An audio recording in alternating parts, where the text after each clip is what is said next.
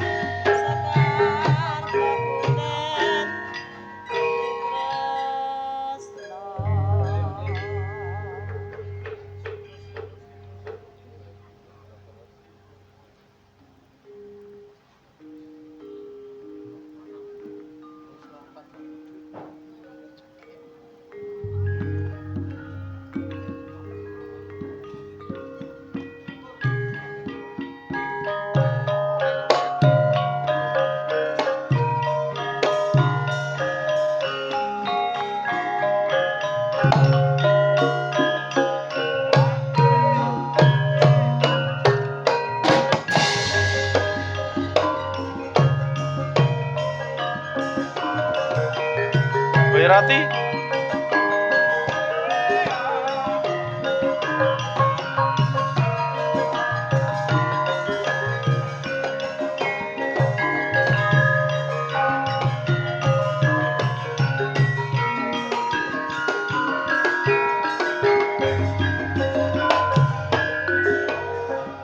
Nang dhuwur.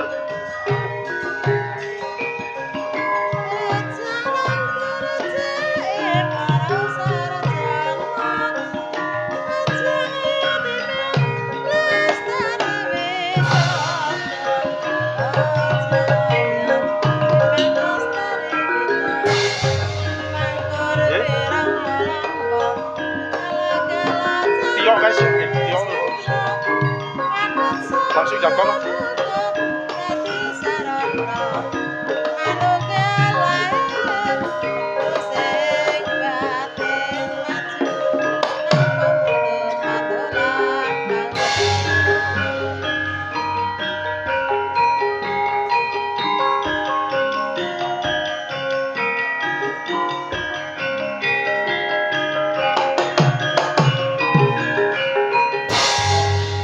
Mengganya keporongar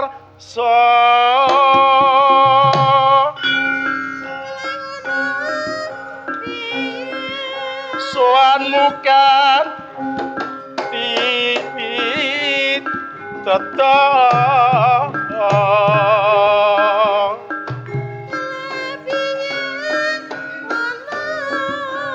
apa sira ya ora arjo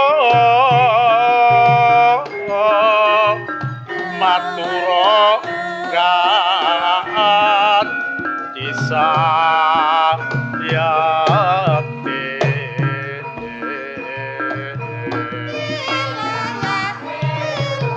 ali nomor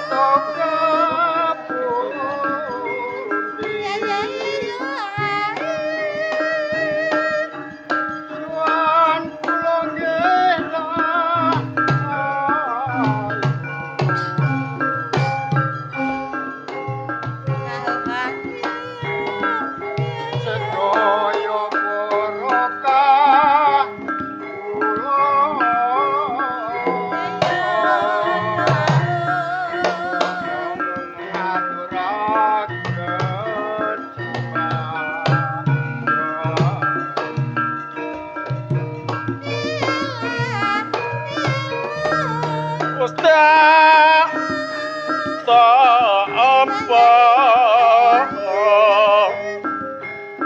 prayogana lenggah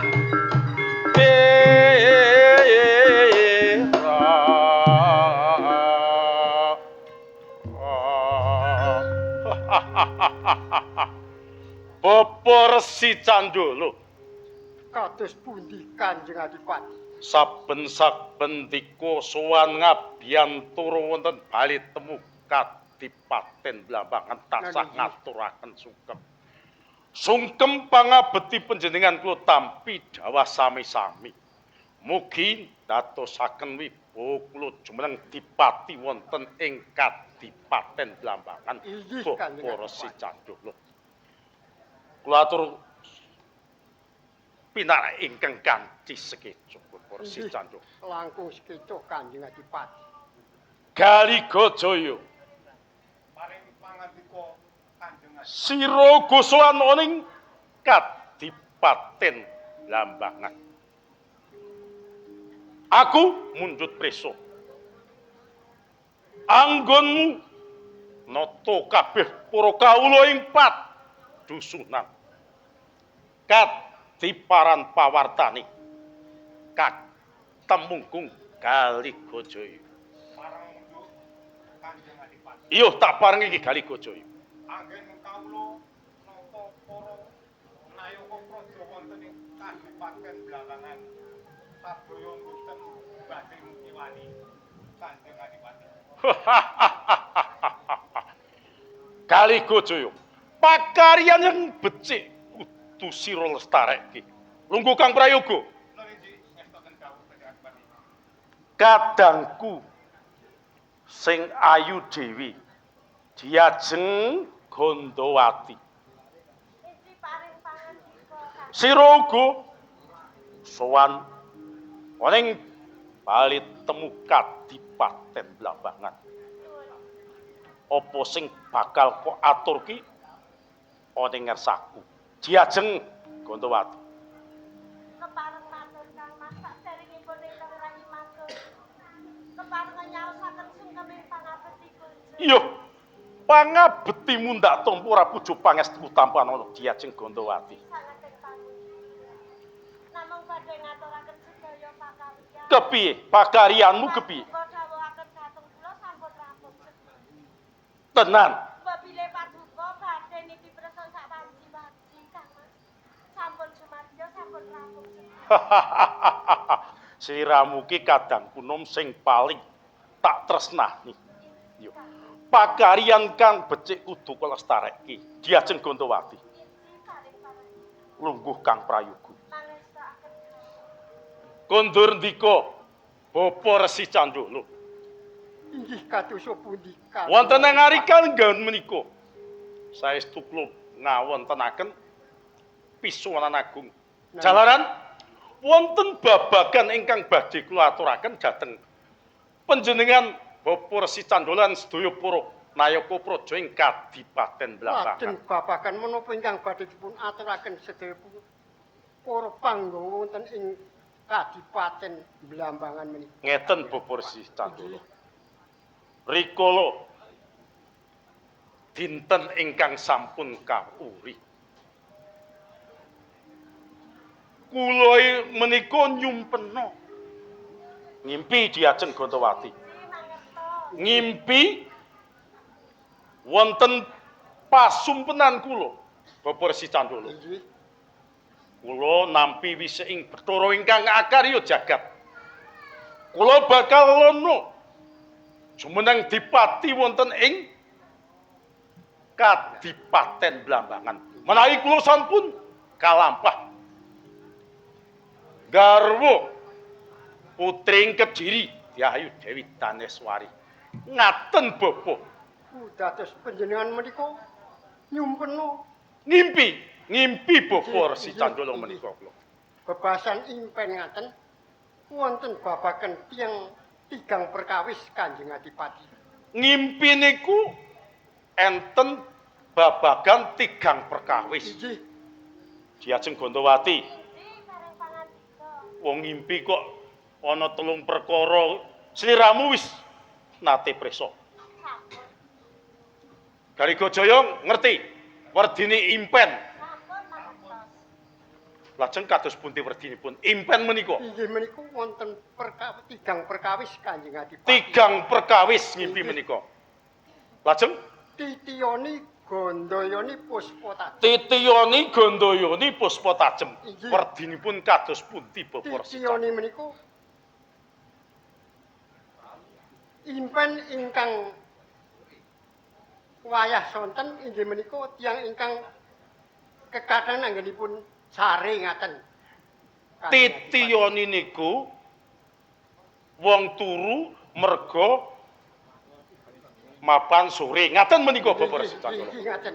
Jur kesuwen lesare niku titiyoni. Lajeng salajengipun Lajeng Gandayani nggih. Gandayani nggih. Gandayani menika impen wanci dalu. Impen wanci tengah latri menika Gandayani. Inggih. Ngaten nggih. Impene tiyang ingkang kekathahan anggenipun dahar ngaten iki. Bapak Resi Candra jenengan menawi ngendikan ampun ngayawara Bapak Resi. Mboten Piye diajeng Ganda? panci sae. Manten Bapak Resinipun ngendikanipun mboten ngaten. Kepiye? Ngendikanipun nek Gandayani menika impen kan baku. Gandayani Nggih, impen sing baku. sing wigati ngaten. Nyatane Bapak Resi nek ngimpi pas tengah latri merga kewargeng le dahar. Kuwi kepiye piye? Ngaten nek panjenengan langsung kados ngoten. Lajeng Puspatajem. Lajeng Puspatajem. Nggih, kados pundi werdinipun Bapak Resi? Puspatajem menika dawuhing Bathara Kang Akhiril Jagat ingkang badhe maringi saestu dumateng panjenengan.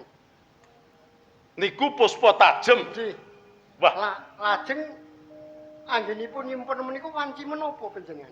lah niki Bapak Resi ingkang badhe kula aturaken.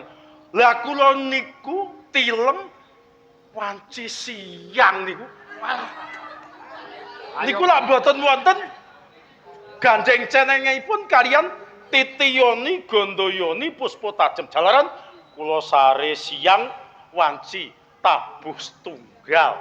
Menika Bapak Resi Candra. Nggih memper. Dalem sewu Kang. Piye diajeng Gandawati? Jenengan menika adipati kok ngendikane ya kaya wara wong impen jam 1 kok ya di ngendikake lho. Jalaran nunung pangimpen kuwi bener-bener ketok yang aku bakal iso gandeng lumiat karo Dewi utawa putri saka Kraton Kediri.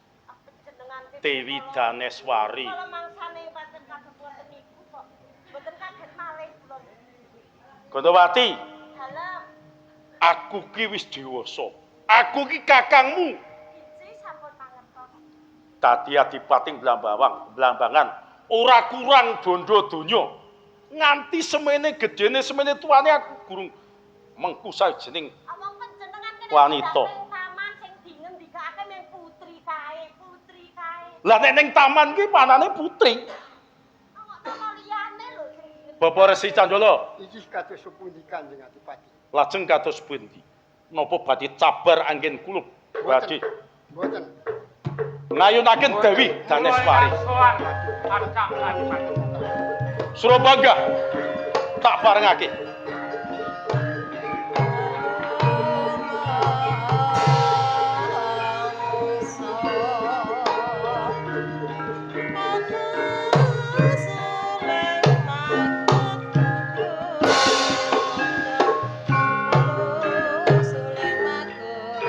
Temunggung Garigajaya. Kaya iki sowane Patih Surabaya. Patih Surabaya. Paring pangandika Kanjeng. Sliramu sowan woneng Kadipaten Blambangan. Kanthi widodo sowan. Inggih. Nampi idi pangestu panjenengan dalem. Widodo sowan kula. Boten namung ngaturaken sungkem pangabekti mugi. Iya, sungkem pangabetemu tak tampa. Surabaya. Inggih, paring pangandika. Iki lak giwahe tak aturke marang sedaya para nayaka praja ing Kadipaten Blambangan. Rikala semono sliramu tak utus nglamar Dewi utawa putri saka Kediri, Dewi Daneswari. Aku nyuwun preso marang sira. Kadiparan pawartane anggonmu tak utus sowan ing kraton Kediri supaya nglamar Dewi Daneswari. Inggih, keparang matur Kanjeng Adipati. Iya. Nalika semanten pun Surapangga saged sowan wonten ing kraton Kediri. Wis kelakon sliramu sowan ing kraton Kediri. Inggih. Iya, sabanjure kepiye? Sabanjuripun kula matur wonten ngersanipun Kanjeng Sinuwun Danang Gendhis.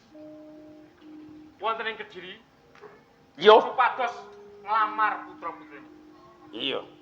Wis kelakon sliramu sowan ngersanipun Sang Prabu Dandang Gendhis ana ing Sampun kraton Kediri. laksana. Iya. Banjur Nanging nalika semanten panglaremeripun saking panjenengan dipun tampik panglamarku ditampik. Wah, keparat.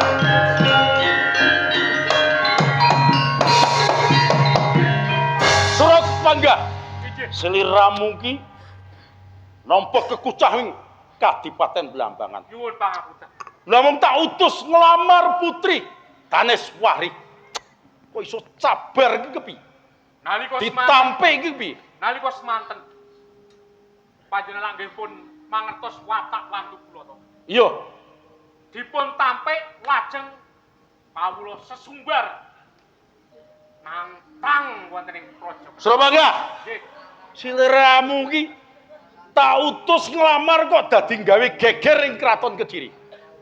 lho nggih pripun? Sanajan patih kula niku lak tasih enem. Iya, Darah muda menika. Lah menika. dadi peperangan. Nggih, dados peperangan kula mendoyo. Bapak Resi Candolo, Inggih. Kados pundi Kanjeng Adipati? menawi ngaten menika menapa badhe cabar nggen kula nggayuh Dewi Daneswari. Pasti kemawon saged kelampahan Kanjeng Adipati. Wah, Habis segar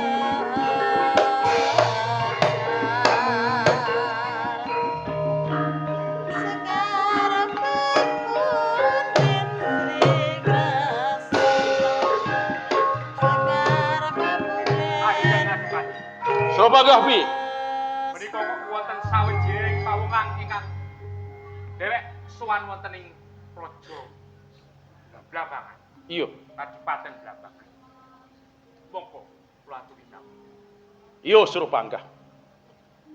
Ora mengko cah bagus.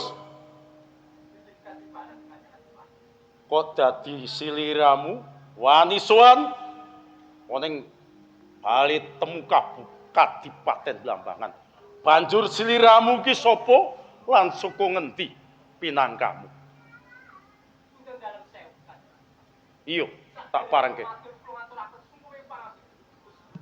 Sungkem pangabetimu ndak tampa urang pujo pangestuku tanpa nono. Iya.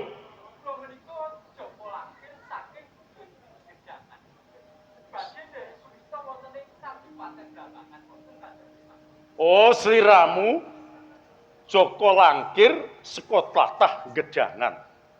Surabaya, Inggih. Gedangan kuwi apa bener isih wewengkoning Kadipaten Inggih, Blambangan? mila leres. Gedangan wonten ing tepis pilinging Kadipaten Blambangan. Wonten ing Kecamatan Kaloran.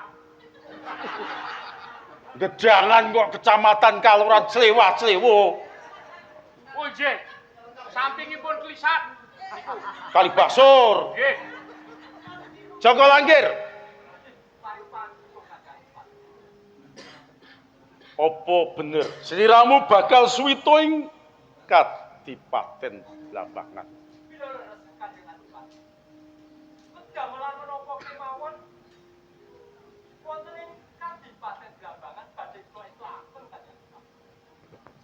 Apa tenan aturmu? Bapak Resi Candolo, Kadosa pundi Kanjeng Adipati? rikala dinten ingkang sampun kawuri, kula utusan Suropagah Inggih. nglamar putri ing Kediri Dewi Daneswari dipun tampik. Menawi saking pemanggih kula kepingin nyidro nyolong Dewi Daneswari putri ing Kediri. Menika malah kaleresan Kanjeng Adipati. Iji, Kumpul menika wonten pawongan ingkang badhe suwita wonten ngersa panjenengan. Menika dipun utus kemawon. Sowan wonten ing Kraton Kediri. Sewu Kang Mas. Gontowati kepiye? Menawi panjenengan kok wonten priya badhe pados pedamelan kok sing ngenehi gawean kok kon nyolong wong. Kok nggih panjenengan ki menggalih ngoten lho. Gontowati, iki kaenoji sepiro kadigdayani langkir. Paramatut. Suropagah kepiye? Jenengan napa mboten kemutan? Kula mawon ingkang jejering patih ingkang sekti mondro punawan. Mboten saged. Cukup. Suropagah. Sliramu tak utus gagal cabarat tanpa tapis ora entuk gawe. Joko Langkir. Yen pancen sliramu nyoto bakal suwita ing Kadipaten Blambangan. Mula iki nopak karyan sing bakal tak aturke mang sira. Kira-kira sanggup apa ora? Senadyan to awrat kados nopo. Kula sowan wonten ing Kadipaten Blambangan niku pados mendapat badhe kula ayahi. Bagus, yen mengkono aku utusan marang sliramu. Citro Dewi Daneswari Putri Kediri sowan ing Kadipaten Blambangan bakal tak garwa prameswari ing Kadipaten Blambangan. Prayeto ngati-ati Joko Langkir.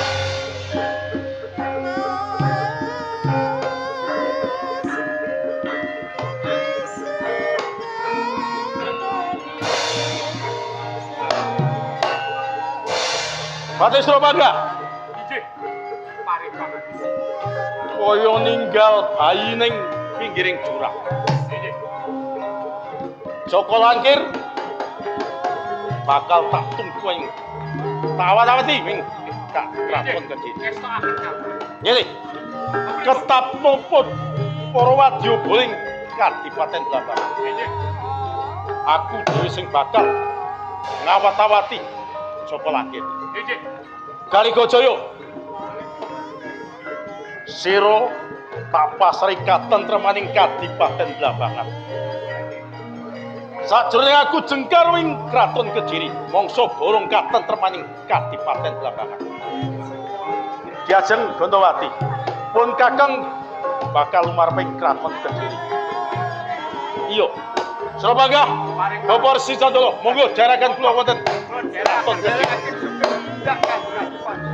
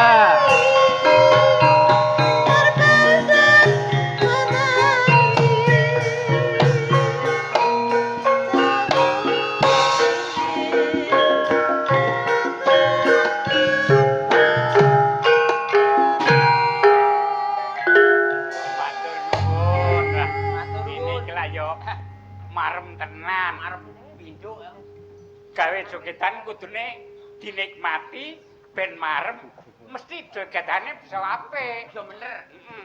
Digatekake iki tutukane piye, kendangane piye kudune Dipasake. padha karo iramane. Wah, aku ki jan megap-megap. Wah, ketok kene wis suwo. Mongko ora ndelok napas. Blas. Ya ibarat. Napas meneh duwe yo. Ning tak rasake kabeh bolong aku to. Bolong, aku ora bolong kabeh. Agena ambegane iki ora metu kene kabeh tundi. Koyone gawe omong ki kating sembrono kene was-was. Golek metu kene barang. Ora, itu dalan. Dalan. Wah, nek jas sip aku. Ya diharap maklum pancen wis kanggo setengah abad punjul kok. Tahu. Abad mundur ki. Ya tak syukuri ya saya paringi seger waras. Ya sumrambah para kanca kabeh sing sepuh-sepuh inggo sakprene ya isih do guyub rukun, isih padha ngeleluri kabudayan Jawa. Aja nganti dilirwakake syukur bage ya paling ora ki generasine ana terus ini mengko ora kepaten. Kena nggih dongengan anak putu ing besok. Heeh. Dadi besoke sapa mau wis duyuk-duyuk embane sampean wis ming ngerat-eret jengkok nang ngarep nen ayo. Gendoli putune kan iso dongeng ngono.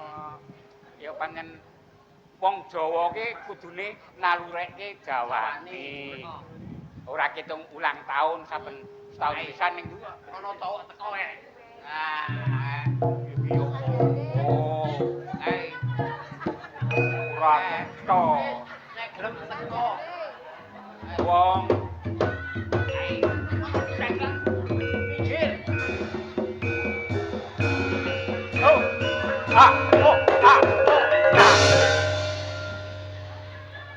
Dan iki ledek monyet kok pas sekali gedang kok Karo ngumul.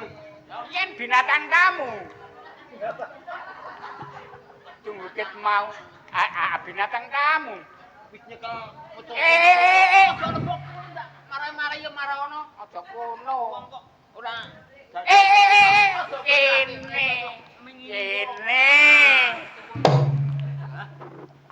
Wah, nanti menterno. Contohe. Wis entek piro? Gane aku tinggal kok ora ana tunggale. Boleh ki borong.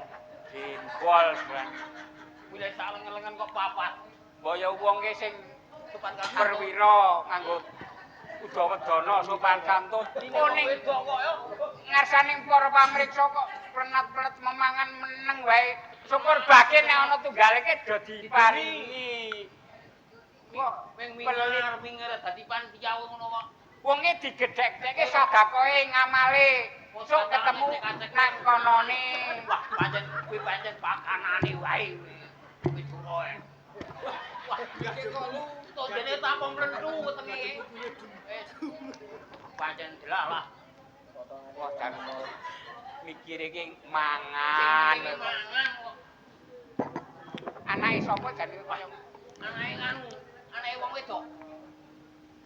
Karang aku ki ya sakwene kurang gizi dadi lek ya Gus Dilat. weruh panganan karo saka panitia itu sesel ben lemu. Mesti ra tau gawe karo Pak Prabowo kowe. Aku yo ora tau lah. Warsa kok iya kasep kok. Ora entuk jatah. Ora oleh jatah. Wah, aku yo pancen Anak putune sing entuk jatah kok. aku oleh Oleh. stunting. Oh iya. Stunting.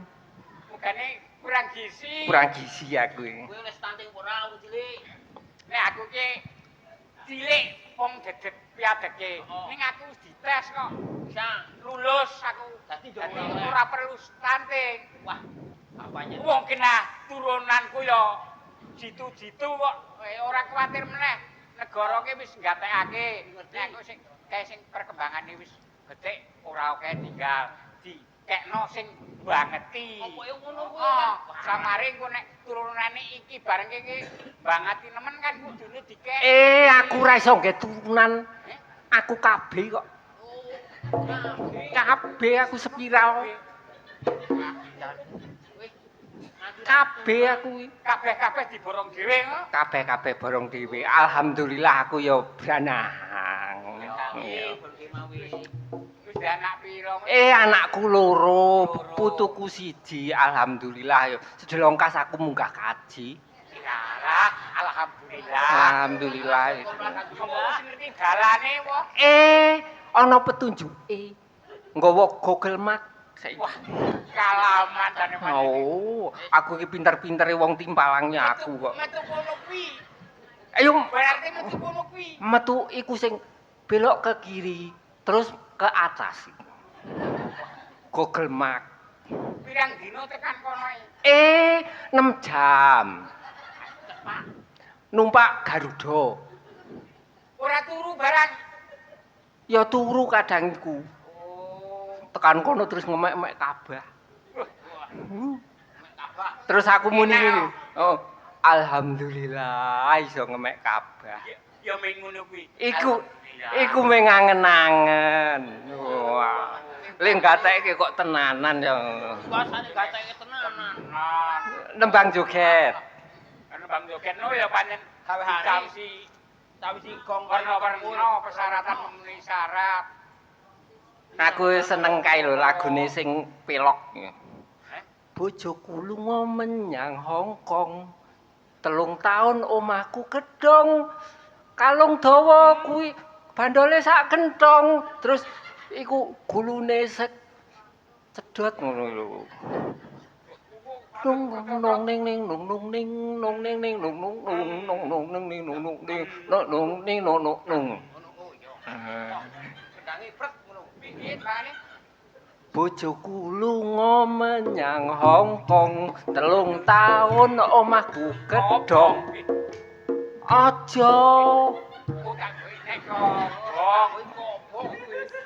padake dhuwit ora kalal wae kobong. Apa jen kudune nek golek dhuwit ki sing kalal. Amale sing becik, sing barokah. Dadi mengko dadine iki murakapi ning anak turune. Dadi saiki aja bungah yen nemu kanugrahan utawa duwe kaya sing lindungi. Kalau mangsane kuwi ki bakar gilir gumanti. Apane iku? Ayo kayane kono mau. Oh, kayane kuwi. Sithik-sithik kudu dibarokahke marang toko teparo. Ayo diamalke. Diamalke yo. Dono. Nah, dono dia. Wah, aku biasane dono gedang raja. Oh, aku angane mingkang raja. Anane Gedang Raja ngrembug kok. Jarine iki nek wong gelem weweh utawa dono ki mengkone iki bisa jembarke dalane munggah ana ing swarga. Pancene bener. Sing jenengane matematika iku kan dikurangi iso kurang nang yen dono iku ora bisa to, Dik. Yo to yo, pancen yo. Kacang Mas. Kacang Mas. Kang Mas. Adine lho kacang atom. Oh, tanggane nyebut nyong. Ayo sampeyan ki sing muni kacang atom ngono. Apa adi kacang atom? Nah, ngono terus kono kacang sukro.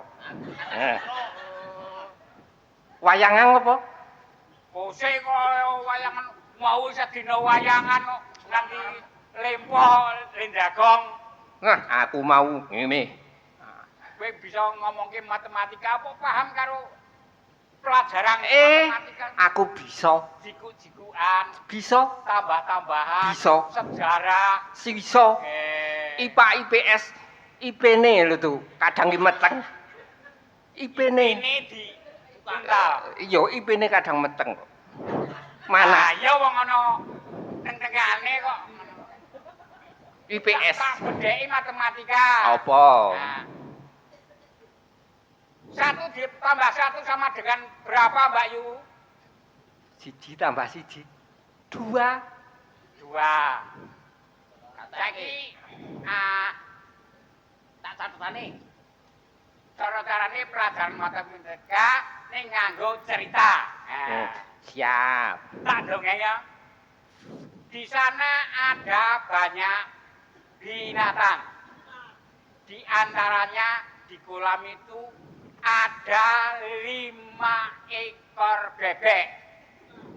Dikali 1 Berarti masih berapa? Banyak sekali, Pak Guru. Banyak sekali. Bebek ada berapa? Ada 5. Iya. Dikali 1. Sekali itu kan banyak. Bebek banyak sekali, Pak Guru. Ayo ndak kok. Berapa? Kowe kudu anu bedheke tinggal berapa kok? 5, bebek 5 dikali 1. Masih berapa? Banyak sekali. Wong bebeknya dikali kok. Malah tetep kalah. Ya tetap bisa utuh. Kamu tahu bebek 5 dikali 1. Tetep kali siji. Kali siji.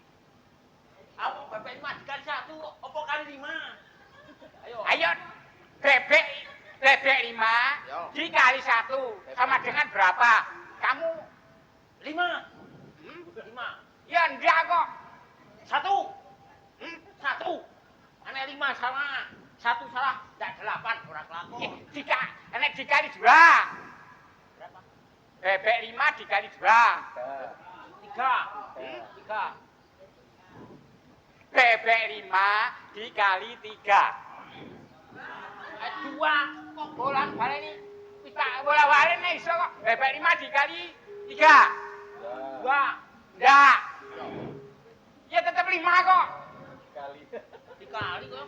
Dikali kok. Wis tetep kalah. Lainnya kan bebek 5. Yang 3 kan dikali. Dikali itu renang maksudnya. Tetap 5 kan? Lah iya. Tak mbok salah. Aku tak bedheki. Iya.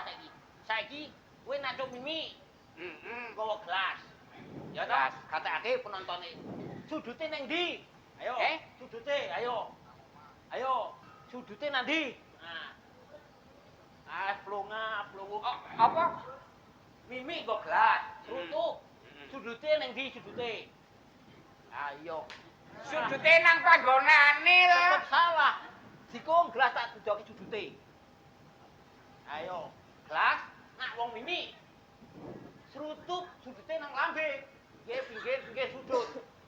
Ayo saiki nanti. Ora nang kursi sudute. Ya, kowe iki yo kalah kok. Nah, Kowe iki lho kalah karo banyu. nah. Apa? Kalah karo banyu. Mergane? Banyu iso sekolah kowe ora sekolah kok. Ayo bener. Sekolah maksudnya. Sekolah. Oh iya ya. Yo. Oh Berarti nyatane pinter ya. kabeh wong telu nggih. Iki nyanyi aku paling seneng iku lagune Mak Ciblek mbiyen iki lho. Lagu apa? Sluku bathok elailo. Sirama menyang Sulu le payung mutra. Apa tetal? Mak jentit Lolo batino mati ora obah. Sluku bathok elailo. Sirama menyang Solo le payung mutra. Mak jentit lolo batino mati ora obah.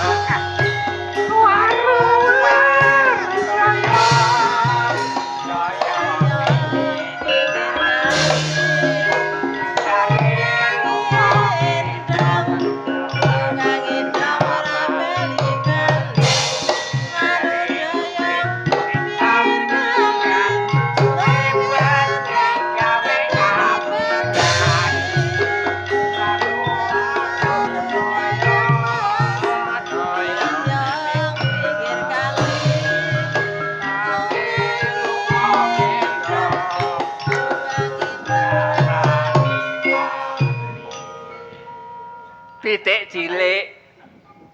saiki nek arep diwaksalke ayo. Cilike wulune brintik ora duwe duit aja nyelet.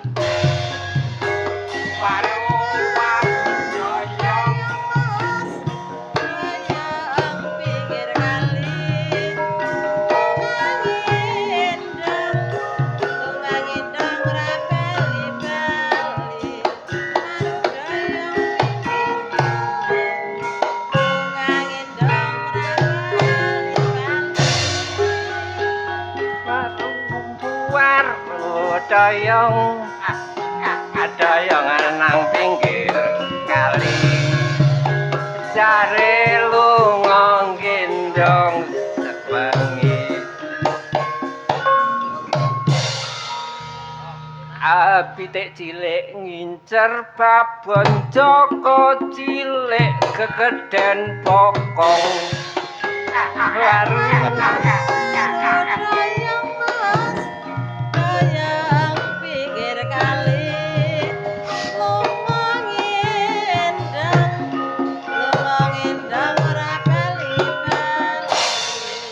numpak dokar mlebu ning kandange mingkar ketemu wedangan